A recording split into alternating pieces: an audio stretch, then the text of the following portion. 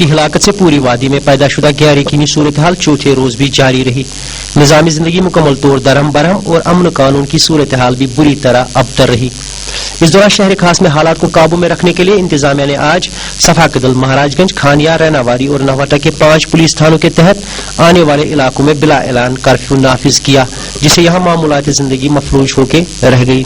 जबकि कर्फ्यू के बावजूद बाज इलाकों में तशद्दुद के वाक़ात रोनमा हुए, जिनमें 4 पुलिस एहलकारों समेत 12 अफराद जख्मी हुए। कर्फ्यू के दौरान किसी भी शख्स को पैदल चलने की इजाजत नहीं दी गई, जिससे लोगों को दूध और सब्जी वगैरह खरीदने में भी दुश्वारी पेश आई। इस दौरान पुलिस ने हुर्रियत कॉन्फ्रेंस के सीनियर लीडर शब्बीर अहमद शाह और नईम अहमद खान को PSA के तहत गिरफ्तार करके कोटवा जेल जम्मू मुंतकिल किया, जबकि मसरत आलम भट्ट पर 7वीं मरतबा पब्लिक सेफ्टी एक्ट का इतलाक किया गया। फिरदौस अहमद शाह को भी पुलिस ने आज हिरासत में ले लिया। इस दौरान मीरवैज मौलवी उमर फारूक को आज पूरे दिन घर में नजरबंद रखा गया। मुसलसल हड़ताल का असर पुलवामा, शोपियां, अनंतनाग, कुलगाम, बारामूला, बडगाम और गांदरबल में भी रहा। इस दौरान देर से मिली एक इतला के मुताबिक CRPF एहलकारों ने रामबाग और नटीपोरा के और उसके नवाई इलाकों में लोगों पर डंडे बरसाए और जगह जगह राहगीरों को पकड़कर उनको लहूलुहान कर दिया।